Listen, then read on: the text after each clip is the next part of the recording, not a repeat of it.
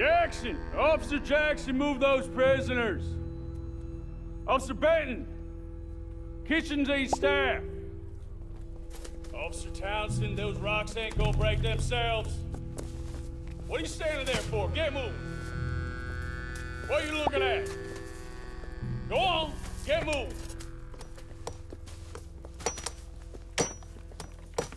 You with the hammer? And you'll do. We need to perform a work detail out in Valentine. Come on, get in. Open the gate.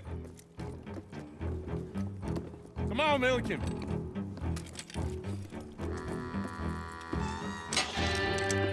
Yeah!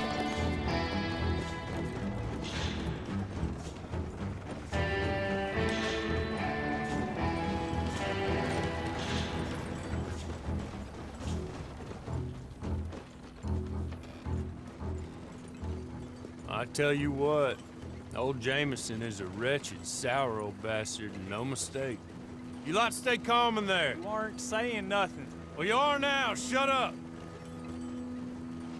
You know, my wife has acquired ideas significantly above her station. She's been reading too many goddamn books. Personally, I'm against education.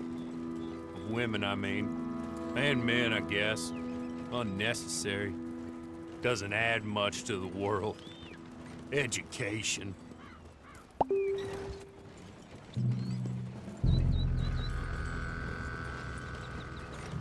Good day, gentlemen. Oh. Don't do anything stupid. Nobody gets shot. Act like fools, and the pair of you will be dead within a minute. Now, what are your names? Jenkins and Milliken. Well, Mr. Jenkins and Mr. Milliken, throw your guns to the ground and get on down here. That's it. Very glad to meet you. It's not worth being rash. You boys get paid a salary. You get that salary whether these people escape or not. Your wives presumably want you alive. Let them out. Now, please. Okay. You all run away. Aside from you. Try to stay out of trouble. This is a stroke of good fortune for all of you. Use it. Now, Mr. Jenkins and Mr. Milliken, be so kind as to quickly run away before somebody gets shot entirely unnecessarily. Go on, don't look back. Mr. Wendt, I believe it was $50 we agreed on. It was. Here's 50 each. Each? Yes. Now get out of here, both of you. My employer and I appreciate your professionalism. All we did was stand there and look tough. And you did it fantastically well. Good day, gentlemen. Now, sir, how about you pick up these guns and we move out? My mistress is waiting for us.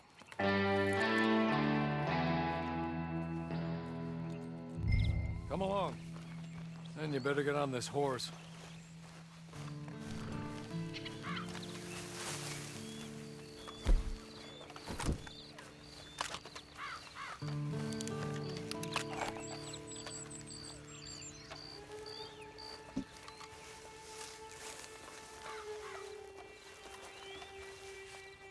It's not much of an animal, but they haven't got far to ride.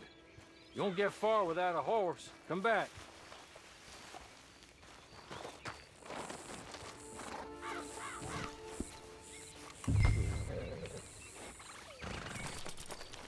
Ready?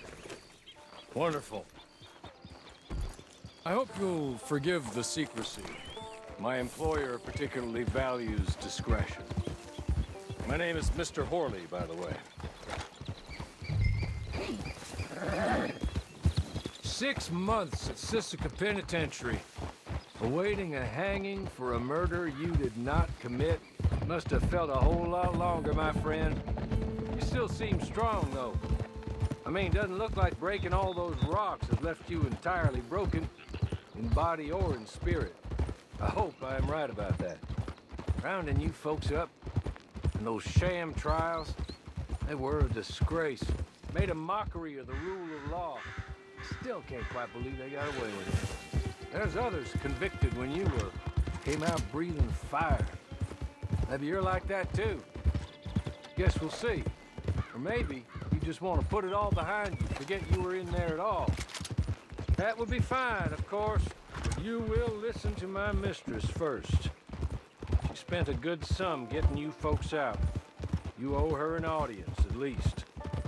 You've been away for a while, so we'll help you get set up in the world. Then if you want to accept our offer, you can. That's more than reasonable. The freedom out on the range can wait a few moments longer, can't it? Good.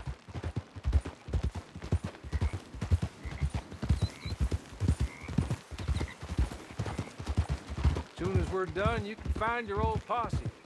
Or try and start a new one. You'll have money in your pocket to go to the store with, and there'll be chances to make more, if that's what you're after. And chances to raise hell, too, if you feel you're in the need of them. Okay. We haven't got far to go now.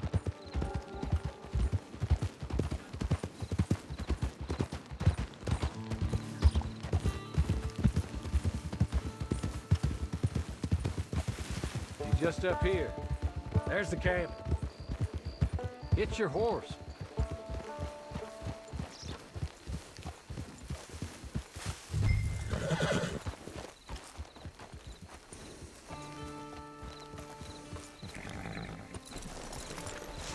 Been a while since you saw a hitching post, huh?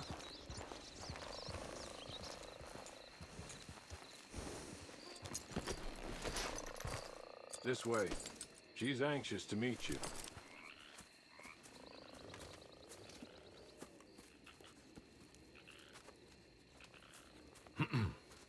Madam, we're back. Hello. Jessica Leclerc, how do you do? What did you tell him? Nothing, as we discussed. Thank you, Hawley. I do hope we haven't inconvenienced you dreadfully. But seeing as you were due to be hanged in a week, I'm sure you don't object too strongly. I know you're innocent. Well, not perhaps exactly innocent, but not guilty of what you were accused. I know you and those who were with you that died were little more than patsies, and that you were set up by one of 3 men or a woman, possibly by all of them. I can't be sure, but that is all I know so far. And one of these people also made Mrs. Leclerc a widow. And I will avenge my husband's death, so help me God. But I will not avenge it upon them who did not cause it, or caused it unwittingly. Anyway, I'm sure this is all a touch confusing and melodramatic. Where are my manners? Hawley, please show our guests to their tent and give them some fresh clothes to put on. Very good, madam. Then serve us both a little refreshment. Certainly, madam. This way. You'll find a change of clothes in there, alongside a few other items you might need, a lasso, a knife, and a lantern, I believe.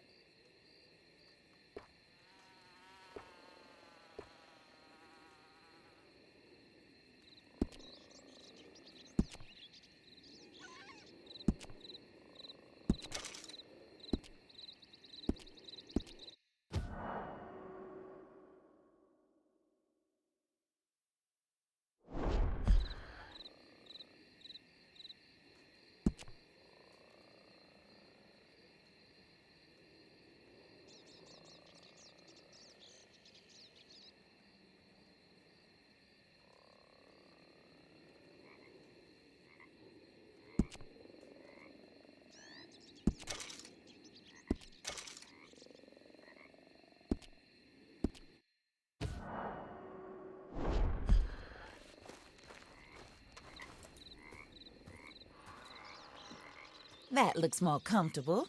Hawley, Here, madam. your very good health.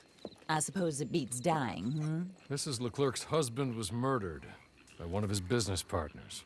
And I intend to find out which one. Or rather, I intend for you to find out. And kill them. You're the only person I could possibly trust to do whatever it takes. Because you and your accomplices, you're the only other victims of their lies still alive. You see, You walked into the town at approximately the same time my husband was shot in the back, but by another gun, firing different bullets to those you possessed when you were arrested. These bullets, this was their mistake. You were rounded up and sentenced to death, all because you came to town and didn't talk too much and seemed like you were nasty. Anyway, here they are, the people who run Blackwater. Mr. Jeremiah Shaw, banker, real estate speculator, and crook. Mr. Amos Lansing, ranch owner, speculator, and crook. Mrs. Grace Lansing, his wife, society patroness, lover of the arts, crook, and my former best friend. Teddy Brown, her disgraced brother, outlaw, wanted man, and still in contact with them. All I ask of you is your help in finding out quite what happened. Mrs. Leclerc would like to help you get back on your feet. Get back to work. Whatever your work may be, I don't judge. You want to rob? Rob. You want to save innocent folk? Do that as well. But you need me just as much as I need you. I think we all understand each other. I hope we do. Good. I look forward to rewarding you for killing those who made me a widow. My husband was a true believer in this country and in the West. He was killed for greed. Foul greed when there's quite enough for everybody. I don't care what your scruples are as to killing. I will take the full burden of that sin upon my shoulders. Goodbye, for now. Then Hawley, go introduce him to nice Mr. Cripps. I think you'll like Cripps well enough. He's long past his prime, of course, but he hasn't gone entirely crazy just yet. And he will help you, better than most of his ilk. Cripps! Get up! Hello, partner. Harley. This is your new boss. Oh, pleased to meet you, partner. J.B. Cripps at your service. We'll pay to get your camp established. Mrs. Leclerc is a generous benefactor. And, where are we headed?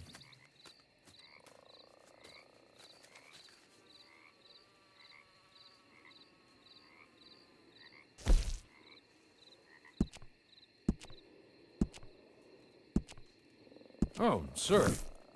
While Cripps is establishing your camp, perhaps you can go to the station and see the clerk, then head to see Clay Davies.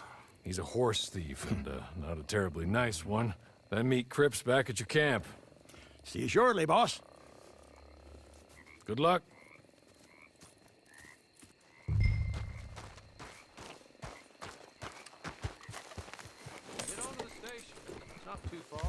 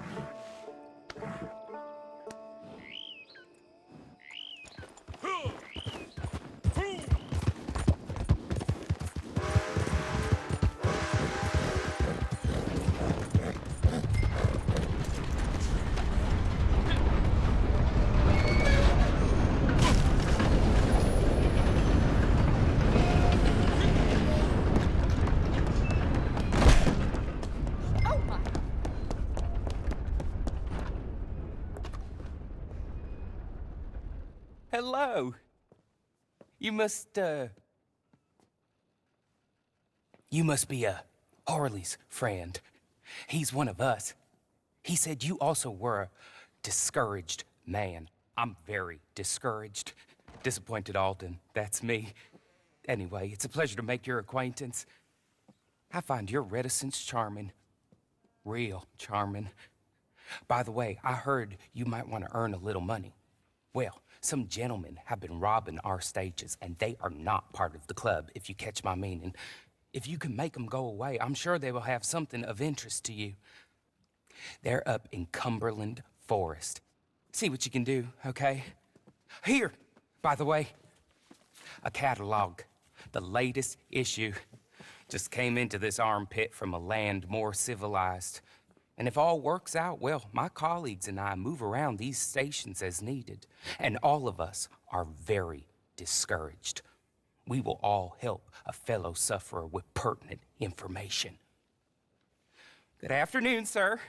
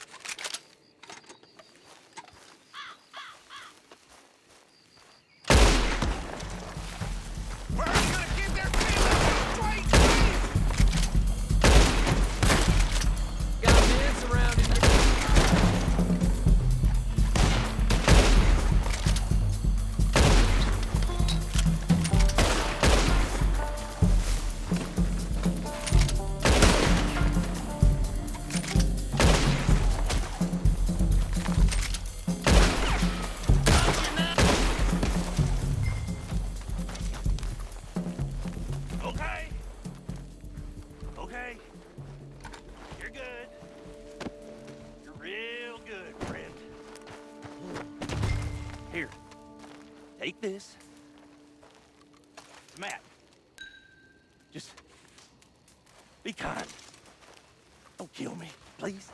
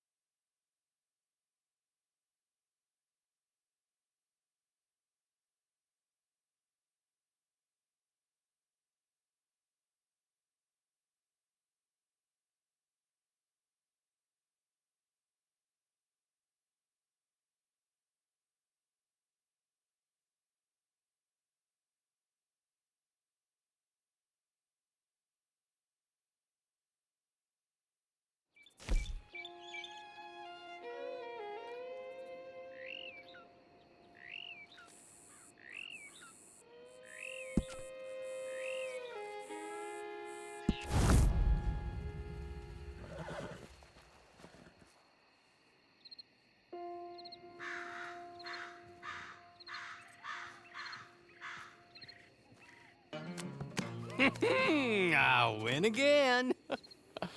Did Horley send you, Pop? I'm Clay Davies. This is my brother, Clive. He don't talk. Maybe you two will get along better. Maybe not. Listen, I heard you wanted to earn some money. So, there's a gang of ne'er-do-wells. They are a bunch of degenerates, not good people. They're out near Cumberland Falls with a bunch of horses they stole off of me. Well, that's a lie, but they stole them off a fella I was gonna steal them off of. Maybe you could get them for me. You think you could do that for me, Pop? Oh, look. Here are your friends. Well, good. Meet me at the stable at Valentine once you have the horse flesh, and I'll pay you good. Oh, and Pop, Horley wanted me to remind you, any decent work you can find, take it. But just try to stay out of trouble. Oh, and once you give me those horses, well, after that, we'll talk again. Oh, I do so enjoy these conversations. I'm used to them on account of my brother. Let's go, Clive.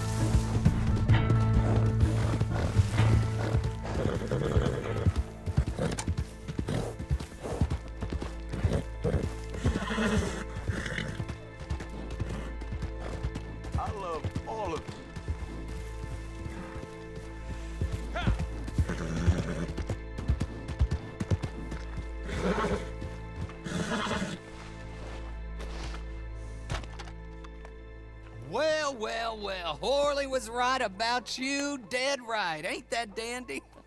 Get that horse hidden away, Clive, and ready to move out as soon as we can. All right. Here's the money you earned.